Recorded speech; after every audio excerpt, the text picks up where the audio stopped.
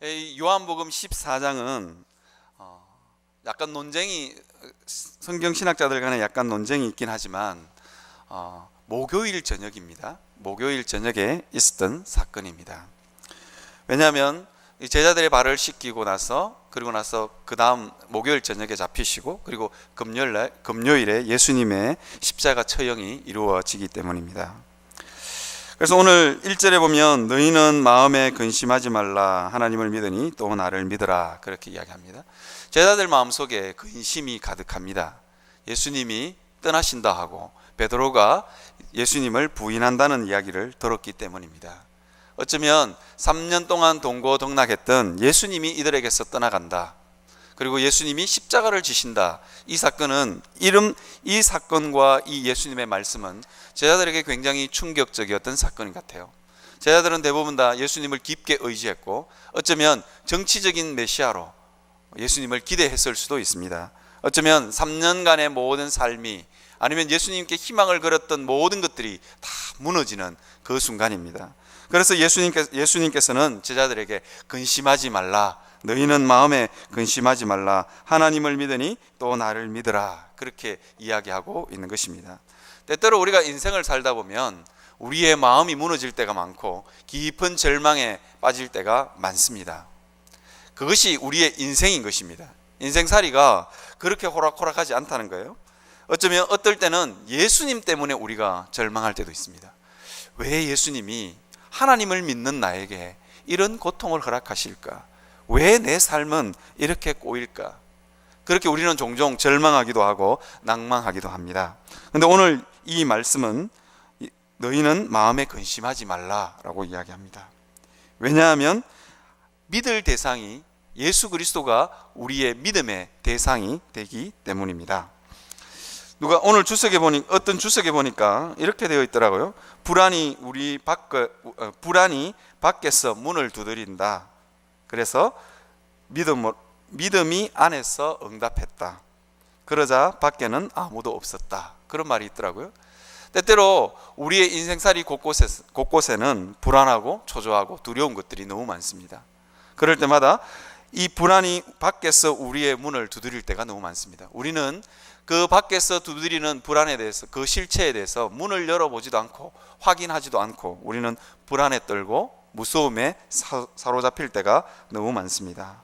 그런데 오늘 오늘 우리 본문은 아주 우리에게 희망적인 메시지를 이야기합니다. 믿음이 안에서 대답했다. 그럴 때 우리의 믿음이 필요한 겁니다. 예수님이 곧 떠나가고 예수님이 십자가를 지는 그 상황 앞에서 예수님은 제자들에게 믿음을 요구하고 있는 것입니다. 그러자 믿음으로 대답했다. 그러자 밖에는 아무도 없었다. 그렇게 대답합니다. 이게 믿음으로 우리 인생살이 가운데 일어나는 모든 문제에 대해서 믿음으로 반응하기만 하면, 이게 불안이라는 존재가 우리를 끊임없이 괴롭히고 우리를 끊임없이 힘들게 하는 존재가 아무것도 아니다 하는 것입니다. 그래서 예수님은 오늘 이 본문에서 제자들에게 이제 막 떠나가시면서 이제 십자가의 처형을 앞두고 나서 예수님은 믿으라라고 본문에 곳곳에 강조하고 있는 것입니다. 저는 서울시민교회에 와서 신방을 여러 군데를 가잖아요. 저는 사실은 학원 선교단체에서 사역했기 때문에 신방 가는 일이 별로 없었어요. 그런데 서울시민교회에서 신방을 참 많이 다녔습니다. 잊을 수 없는 신방이 참 많았는데요. 가슴 아픈 이야기도 있고, 분노에 치를 뜨는, 너무 분노가 치밀어 오는, 무당에게 속임을 당해서 일평생을 외국에 보내신 그런 분들도 계시더라고요. 제가 밥을 먹다가 얼마나 화가 났는지 몰라요. 아무튼 잊을 수 없는 신방이 참 많은데, 그 중에 하나를 제가 소개를 해드리면, 어떤 청년이 예수님을 처음 믿은 청년이 신방을 갔는데 저에게 책 한 권을 선물로 줬어요. 죽음의 수용소라는 책입니다. 빅터 프랭클이라는 사람이 저자였어요. 저는 이 빅터 프랭클의 이 책을 다른 책을 통해서 이렇게 접하긴 했는데, 처음으로 그 빅터 프랭클이 직접 적은 이 책을 한번 읽게 되었습니다. 이게 외국어에 제가 참 강한데 발음이 잘 안 되네요. 네, 하여튼 빅터 프랭클입니다. 빅터 프랭클의 책을 제가 읽게 되었습니다. 그 책을 읽으면서 제 마음속에 참 감동적인 이야기가 있어서 여러분들에게 소개해드리려고 합니다. 아우슈비츠, 이것도 외국어인데요. 아우슈비츠 그 감옥에 갇힌 빅터 프랭클이 갇히게 되었어요. 갇히게 되었는데 거기서 있었던 이야기를 쭉 적어놓은 책이 죽음의 수용소라는 책입니다. 빅터 프랭클이 뭐라고 고백하느냐 하면 이렇게 고백해요. 누가 제일 먼저 가스실로 끌려가느냐. 빅터 프랭클이라는 이 정신과 의사가 이게 수용소에 탁 채용돼서 유심히 사람들을 관찰해 보는 거예요. 누가 제일 먼저 간수들에게 이끌려서 가스실로 끌려가느냐. 지켜보니까 누가 제일 많이 끌려갔냐면 삶과 인생에 대해서 포기한 사람이 제일 먼저 끌려가더라는 거예요. 이유는 간단해요. 간수들이 끌고 가기가 너무너무 편한 거예요. 깊은 절망이 있고 자기의 인생과 삶에 대해서 포기한 사람은 끌려가면 그냥 간수들이 끌고 가면 그냥 아무 반항도 없이 그냥 끌려가는 거예요. 죽음이 드디어 왔군. 그냥 사는 것보다 죽는 게 훨씬 더 좋아. 그러면서 그냥 고분고분하게 끌려가니까 간수들이 그런 사람을 찍어서 이게 끌고 간다는 거예요. 그 다음에 또 이게 이 프랭클이 잘 또 지켜봤어요. 누가 제일 먼저 병에 걸리는가? 어떤 사람이냐면 두려워하고 무서워하는 사람입니다. 조그만한 감기에 걸렸음에도 불구하고 나는 이 감기 때문에 죽을지 몰라. 내 옆에 있는 사람도 감기로 시작해서 폐렴으로 죽었거든. 이렇게 두려워하고 무서워하는 사람들 마음속에 무서워하는 사람들은 의사니까 자세히 관찰했어요. 면역력이 떨어지고 그 사람에게는 곧 폐병이 찾아오거나 결핵이 찾아온다는 것입니다. 삶에 대해서 이게 소망을 가지지 못하고 이게 두려워하고 무서워하는 사람에게 그런 일이 일어난다는 거예요. 누가 이게 돌 깨는 노역장에 끌려갑니다. 누가 어떤 사람이 제일 먼저 다치느냐, 어떤 사람이 심하게 다치느냐 이렇게 보니까 늘 불평하고 원망하고 짜증 섞인 말을 제일 많이 하는 사람이 제일 많이 다치고 제일 자주 다치더라는 거예요. 그래서 빅터 프랭클린이 거기에 이 죽음의 수용소에 탁 잡혀가서 내가 살 길이 뭐냐 하는 것을 고민합니다. 나는 언제나 긍정적인 생각을 할 거다. 많은 죄수들이 강제 노역이 끝나고 심한 노역이나 구타가 끝나고 나면 대부분 다 삶을 포기하거나 삶을 절망하거나 그렇게 한다 그래요. 그런데 빅터 프랭클은 그때 어떤 일을 하냐면 상상을 합니다. 내가 이 감옥 밖에 나가서 가족들과 함께 행복하게 사는 꿈, 그리고 자기가 정말 먹고 싶은 음식을 떠올리기도 하고, 그리고 감옥에 오기 전에 가족들하고 너무너무 단란하게 살았던, 아내와 함께 너무너무 단란하게 살았던 그 추억들을 떠올립니다. 아내가 죽었음에도 불구하고, 나중에 감옥에 있을 때는 아내가 죽지 않았는지 몰랐지만 이 프랭클이라는 사람은 끊임없이 그런 걸 꿈꿉니다. 내가 결혼했을 때 아내랑 행복하게 먹었던 그 음식, 그리고 감옥 밖에 나가면 이 음식을 꼭 먹어야지. 이 믿음이 빅터 프랭클에게 있었던 것 같아요. 그래서 그는 결국은 이 죽음의 수용소에서 살아나오게 됩니다. 그래서 이분이 로고테라피라는 아주 정신의학계에서는 굉장히 탁월한 이론을 성립하죠. 그래서 이게 굉장히 유명한 정신과 의사가 됩니다. 제가 무엇을 말씀드리냐 하면 예수님은 우리에게 이렇게 말씀하십니다. 정말로 죽음과 근심의 절망이 우리 삶 가운데 곳곳에 찾아올 수 있다는 거예요. 이게 우리의 인생입니다. 때때로는 우리의 인생줄을 한번 놓고 싶을 때도 우리 삶 가운데 종종 있다는 것입니다. 이것이 우리의 인생입니다. 가끔씩 포기하고 싶을 때도 있고 가끔씩 깊은 절망이 우리에게 몰려올 때도 있습니다. 예수님은 이 사실을 너무도 잘 알았습니다. 제자들이 예수님 때문에 얼마나 절망할까? 여러분, 때때로 우리는 예수님 때문에도 절망할 수 있습니다. 왜? 내가 생각한 대로 그 주님이 움직이지 않기 때문입니다. 제자들은 모두 다 예수님 때문에 한 자리 할 거라고 생각했어요. 제자들이 꿈꾸는 메시아는 정치적인 메시아였습니다. 로마 제국으로부터 이 자기 유대 이스라엘 민족을 해방시킬 정치적인 메시아. 그래서 그들은 모두 다 예루살렘 성에 예수님이 입성할 때 한 자리를 꿈꿨습니다.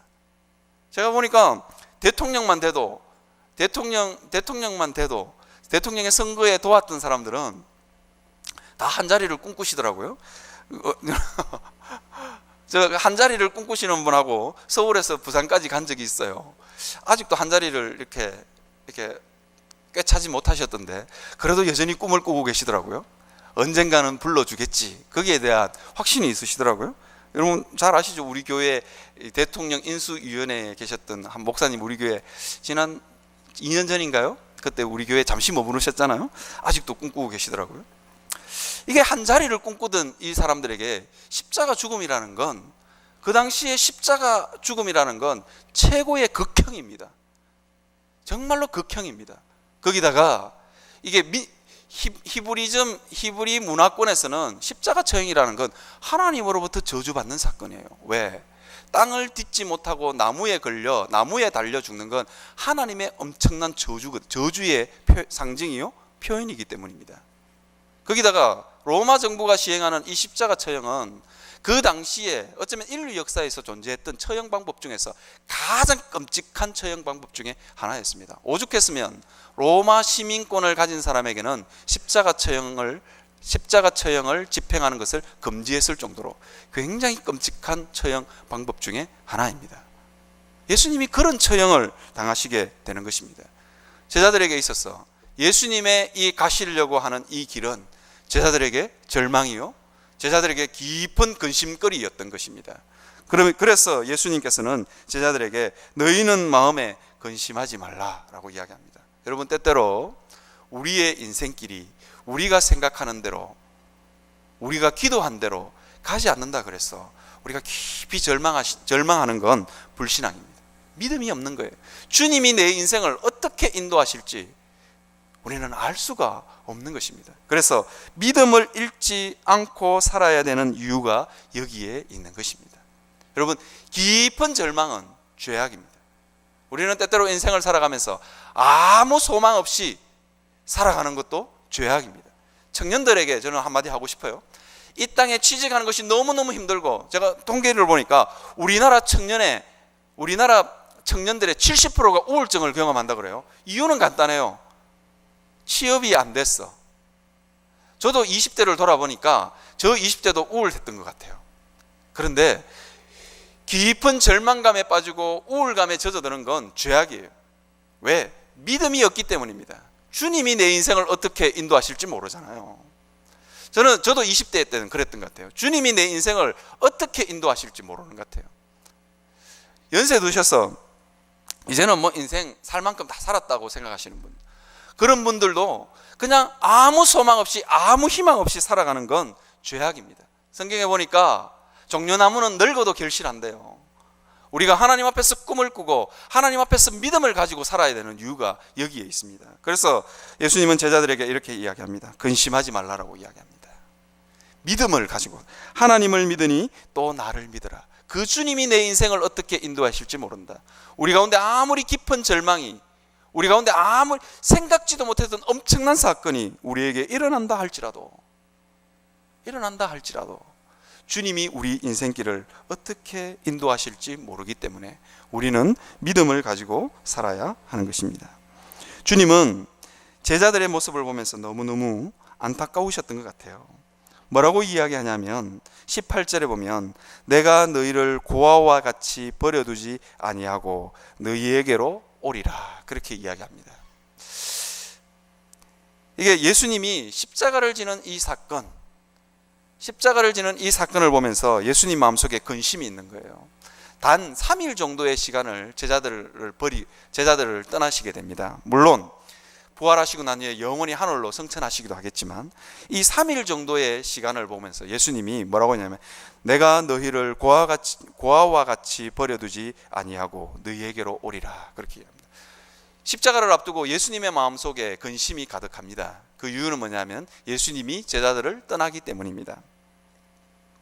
저는 이 말씀을 묵상하면서 제가 보았던 영화 중에 한 장면을 떠올려 보았습니다. 저는 식객이라는 영화를 본 적이 있는데요. 제가 서울시민께 처음 왔을 때 이 식객의 내용을 여러분들에게 말씀을 드린 적이 있는데요. 식객이라는 영화를 참 좋아하는데요. 그 장면 중에 제가 잊을 수 없는 장면이 하나 있어요. 어떤 장면이냐면 어느 마을에 애 딸린 과부가 한 명 있었어요. 그런데 이 애 딸린 과부가 옆 동네 호레비에게 시집을 가게 됩니다. 시집을 가게 되는데 이게 조금 한 7, 8살 되는 아기를 자기 그 친정에다가 맡겨놓고 이 엄마가 옆 동네로 시집을 가게 되는 거예요. 이제 남겨진 꼬맹이가 끊임없이 시집간 엄마에게 찾아오는 거예요. 그러니까 엄마가 늘 자기 남편, 새로 시집간 이 남편에게 보기가 민망했는지 늘 이 회초리를 들러서 이게 두들겨 패서 돌려보내는 거예요. 그런데 이 아이는 그 집에 찾아가는 게 너무너무 좋아요. 엄마가 밥을 주기도 하고 삶은 감자를 하나 줘서는 당장 할머니 집에 가 이러면서 쫓는 거예요. 두들겨 맞으면서도 이 아이는 엄마가 주는 고구마지 싶어요. 그 영화에서 고구마가 너무너무 좋은 거예요. 그런데 어느 날 이 아이가 비 오는 날 이 엄마에게 다시 두들겨 맞을 각오를 하지만 다시 엄마에게 찾아갑니다. 그런데 엄마가 그 집 전체가 이사를 가죠. 근데 그 빈집에 들어가서 엄마를 아무리 불러도 엄마가 대답을 하지 않는 거예요. 늘 두들겨 팼던 엄마라도 좀 나타나서 좀 패줬으면 좋겠는데 엄마가 나타나지를 않는 거예요. 그런데 그 빈집 부엌에 고구마가 이렇게 한 속 가득 있는 거예요. 그 고구마를 들고 이 아이가 울면서 이 할머니 집으로 돌아오는 그 장면을 저는 참 잊지 못하는 장면 중에 하나입니다. 여러분, 예수님의 마음이 이랬을까요? 이게 버려두고 가는 제자들의 모습을 보면서 내가 너희를 고아와 같이 버려두지 않겠다 그렇게 이야기하십니다. 여러분, 우리 마음 가운데 예수님이 우리를 바라보시면서 이 마음인 거예요.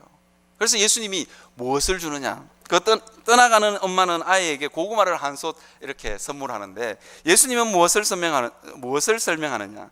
예수님을 끝까지 믿고 근심 중에 있음에도 불구하고 여전히 예수님을 믿는 그 제자들을 바라보면서 예수님이 선물을 준비합니다. 그 선물이 뭐냐면 바로 성령 하나님입니다. 예수님이 내가 너희를 고아와 같이 버려두지 아니하고 너희에게로 오리라 그렇게 이야기하면서 너희에게로 어떻게 오느냐?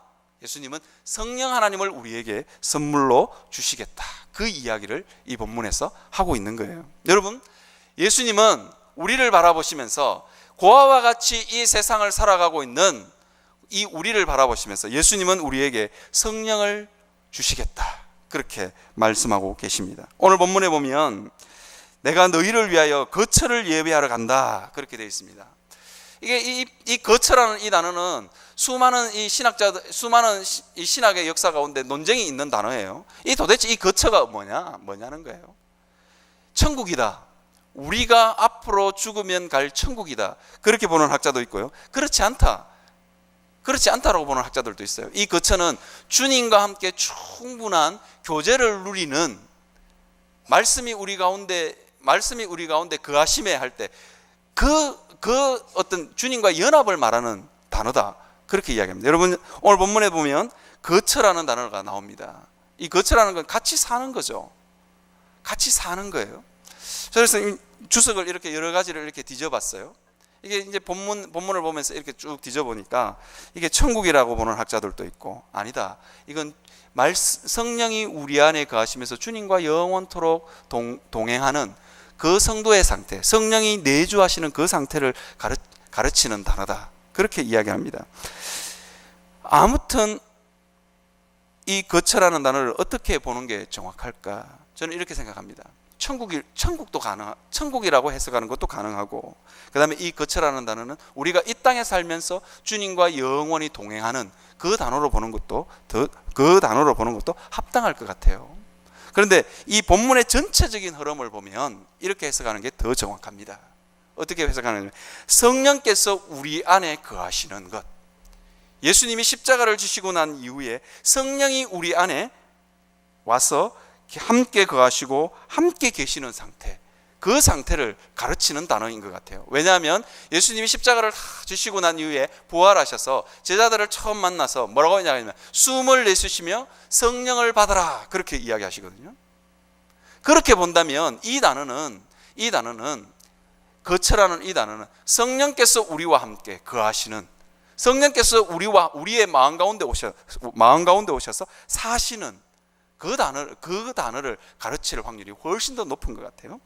그래서 여러분들에게 이런 말씀을 드리고 싶습니다. 무슨 말씀을 드리고 싶으냐면, 여러분, 예수님은 우리를 고아와 같이 버려두지 않겠다 그렇게 말씀하셨습니다. 그런데 우리가 성령 하나님과 전혀 상관없이 우리가 살아가는 건 고아처럼 이 땅을 살아가는 겁니다. 늘 부족하고 늘 짜증과 원망과 불평이 쏟아져 나오는 상태, 그 상태가 우리가 고아처럼 사는 상태다. 그 말씀을 드리고 싶어요. 오늘 본문은 우리에게 뭐라고 이야기하냐면 이렇게 이야기합니다. 성령을 가르쳐서 다른 보혜사다 그렇게 이야기합니다. 다른 보혜사가 도대체 뭘까? 이게 다른 보혜사라고 하는 표현을 썼는데, 보혜사가 도대체 뭘까? 이건 파라클레이토스라는 헬라어 단어인데요, 이거는 법정적인 상담자 그런 뜻입니다. 늘 곁에 있어서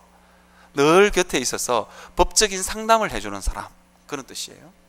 여러분, 예수님은 우리에게 뭐라고 말씀하시냐면, 내가 거처를 예비하러 가노니 너희 마음 가운데 내가 십자가를 지고 나면 너희 마음 가운데 성령께서 거하실 것이다 그렇게 이야기합니다.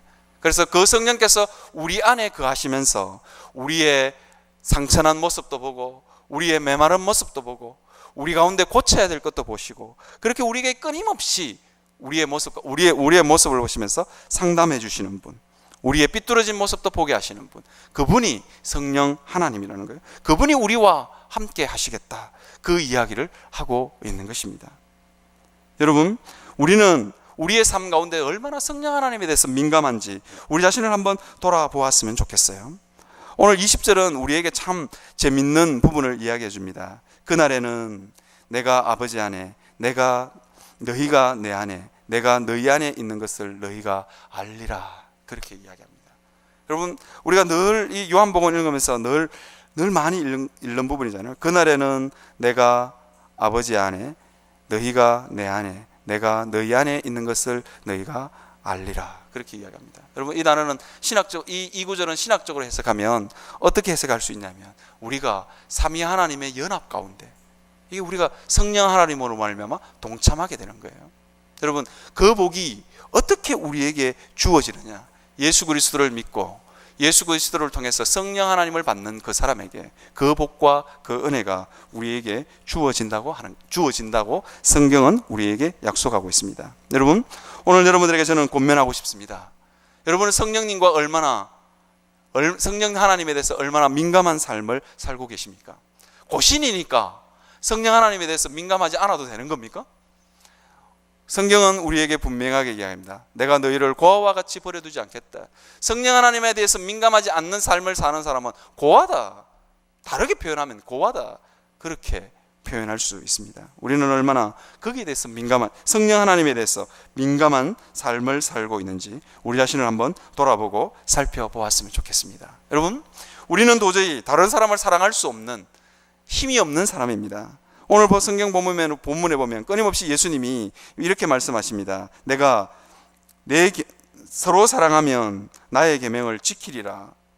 그렇게도 이야기하시고, 뭐라고 이야기하냐면, 나의 계명을 지키는 자라야 나를 사랑하는 자니 나를 사랑하는 자는 내 아버지께 사랑을 받을 것이요 나도 그를 사랑하여 그에게 나를 나타내리라 그렇게 얘기합니다.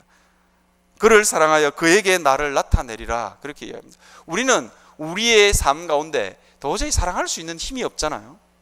다른 이를 사랑할 수 있는 힘이 우리에게는 별로 없어요. 그런데 그것이 어떻게 주어지느냐? 성령 하나님을 통해서 우리에게 주어지는 것입니다. 삼위 하나님이 영원히 사랑하셨듯이 우리가 성령 하나님을 통해서 그 삼위 하나님의 연합 가운데 들어갈 때 우리에게 사랑할 수 있는 힘이 공급되는 것입니다. 예수님이 왜 그렇게 사랑하라고 말할 수 있느냐? 사랑할 수 있는 힘이 성령 하나님으로부터 공급되기 때문입니다. 그 다음에 예수님이 뭐라고 말씀하시냐? 내가 너희에게 평안을 끼치노라. 그렇게 이야기하십니다. 우리의 인생살이 가운데 평안이 있느냐? 여러분, 우리는 사실 평안할 만한 거리가 없는 세상 한가운데를 살아가고 있어요. 이 제자들의 모습을 잘 들여다봐도 그래요. 제자들이 예수님이 십자가를 지시고 난 이후에 예수님이 부활하셨다는 소식을 빈 무덤을 확인하고도 이들은 다 절망하고 고기 잡으러 떠난 사람들이고, 절망하고 자기 집에 숨어 있었던 사람들입니다. 그 사람들이 어떻게 평안할 수 있었느냐? 바로 성령 하나님이 그들에게 오셨을 때 그들은 평안할 수 있었습니다. 그렇게 두려워 떨던 사람들을 향해서 예수 믿으라고 외칠 수 있는 힘이 어디서 났느냐? 그 사람들 안에 그 평안과 그 용기가 어디서 났느냐? 성령 하나님으로부터입니다. 여러분, 세상이 우리를 끊임없이 힘들게 하기 때문에 우리가 힘드냐? 그렇지 않습니다. 오늘 본문에 보면 30절에 보면 이렇게 이야기하고 있습니다. 세상의 임금이 오겠습니다. 그러나 그는 내게 관계할 것이 없으리니. 그렇게 이야기합니다. 세상과는 전혀 다른 평안을 하나님이 우리에게, 성령 하나님을 통해서 우리에게 주시겠다. 그렇게 말씀하시고 계신 것입니다. 평안이 어디서 오느냐? 성령 하나님으로부터 오는 것입니다. 그 다음에 우리는 주의 일을 감당할 만한 능력이 없습니다. 그런데 오늘 예수님은 이렇게 이야기합니다. 나를 믿는 자는